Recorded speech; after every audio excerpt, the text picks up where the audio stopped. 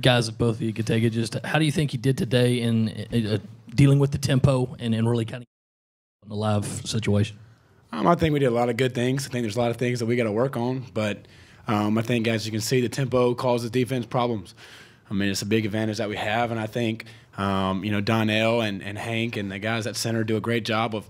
They're the ones that really set the tempo because they got to line up first, and everyone kind of lines up off of them. So I think it was a great job today of getting lined up, playing fast. I definitely agree with Jake. We can see some improvement where we need to work out, where we can go faster and faster and just get these defenses where they're not lined up, and we can take advantage of that. But like he was saying with our centers going faster, it's going to help us get up, and we just need to get our players lined up so we can get going and get these plays off because we're trying to get as many as we can and score. Jake, just to follow up on that a little bit, Coach Muschamp says that you play better when the tempo is faster. If you could just elaborate a little bit more on why the fast tempo allows you to play at your best. I think it's a couple things. I think the biggest one is you're just playing. I mean, it goes back to backyard football, and it's just go play. I mean, there's no thinking involved really. This, you know what your assignments are, and you roll with it. And the defense isn't able to get some elaborate, blitz up or coverage. So it kind of simplifies what they can do defensively, and they may be out of position, and you get a guy open. So it really is just playing fast and not overthinking, and just taking advantage of them lining up incorrectly or the basic coverage that they have. Michael Will said in here that you were going to be the backup quarterback, which is probably no surprise to you guys, but for the head coach to say it officially, does that give you any sort of feeling of accomplishment or change your life at all? That's funny. I mean, I come in here every day and I work just like Jake does to try being the starter, and I know Jake's the starter, but yes, the backup's the position where I'm going to play, and that's my role in the team, and I understand that, and I'll be ready whenever I need to go in, whether we're blowing a team out or if something happens for a play, I'll be ready. But I'm just preparing like I'm the starter. I'm going to be ready whenever I can because I want to help this team in any way I can. If that's the backup, then I'll be ready, and I'm going to give everything I have for that. Jake, how would you summarize kind of how you've developed such a chemistry with Brian Edwards? I think it's just time. I mean, I think it's getting thrown into the fire together our freshman year and just, battling through, the hard times and, having some good things to happen. And I think it's just a trust factor. I know exactly where he's going to be on every play. So I think it's just, over time, just building that relationship, that chemistry, and it's just it's been real good for us. And I continue to grow that during the summer and into fall camp. Jake, how would you assess the play of both A.J. and Tyson today, and does this offense, you think, allow them to get in more open space?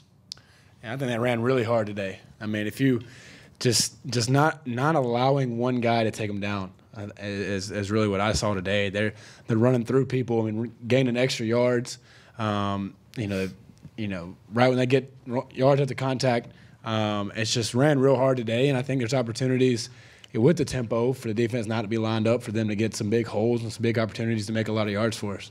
I mean, I think if you see last year, we need our run game to be good, to have a chance to win a lot of games, and they did a great job today. Michael, did Coach Spurrier give you an excuse on why he dropped the ball on the pass? Nah, he was just like, it happened. He was like, oh, man, dropped it, but I know I could have given him a little more of an easier shot, but hey, it happened. I felt honored to be the one to throw it to him. I wish we could have got it done, but it happens.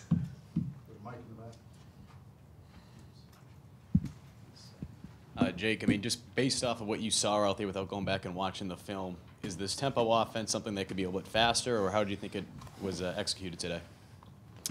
Well, I think for the most part we did a great job. I mean, I think in the first drive especially we did a great job. I think there's some times where we got to get lined up faster, lining up as we're seeing the signal, running to our spots and looking at the signal at the same time, just to give us that extra few seconds, But for the most part, I think the guys did a great job. Like I said, offensive lineman Donnell did a great job of really setting the tempo and getting lined up for us, getting us ready to play. Jay, given the, I guess you could say, new voices from the offensive staff now, are you where you want to be as far as the grasp of the offense, given the change, or do you feel like you're way off from like really getting everything together, like, you know, mentally and be able to execute at a high level? I guess how close do you feel you are in having that confidence to grasp this new offense? I mean, obviously, there's always improvement, always room for improvement, and whatever you're doing. But for the most part, I think we've, I got a good grasp of what we're doing right now, and as we continue to put more plays in and more things that we're going to do, continue to learn that. And but yeah, through this spring practice, really have learned a lot from Coach McClendon and Coach Warner, especially. From everything from reads to just playing tempo to RPOs. He's really taught us a lot in that aspect. So just continue to grow every day and get better. You guys still got 2 more sessions after this, but when do the off-season workouts start? When do you start getting with your receivers, and how often will you do that throughout the summer? I don't know like a specific date that it's going to be, but I'm sure very soon. I mean, Coach Warner's real big on that. That's kind of his biggest thing, is to get out there and throw as much as you can. Obviously, you don't want to like wear them down and get them hurt, but get as many reps as you can, especially the deeper balls.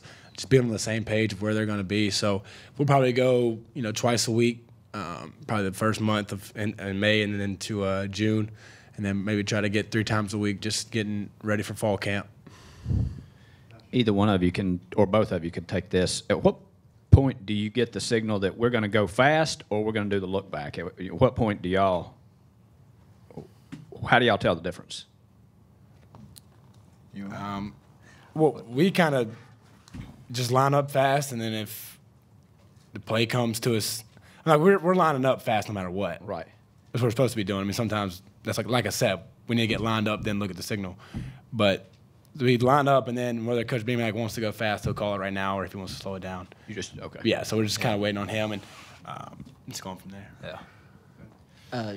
Jake, has it been a little tough with Debo? Obviously comes back at the start of spring and then gets hurt again. Seems like misses a lot of time. Has that been a little tough not being able to kind of reestablish some of that chemistry? Yeah, I mean, for sure. I mean, having a guy as dynamic, as explosive as him now on the field, and having him kind of in spurts.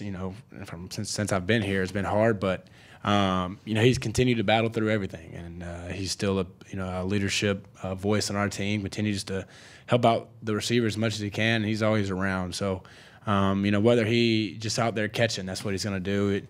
He loves football, and he'll be back out here, and we'll get the chemistry down and be ready to go.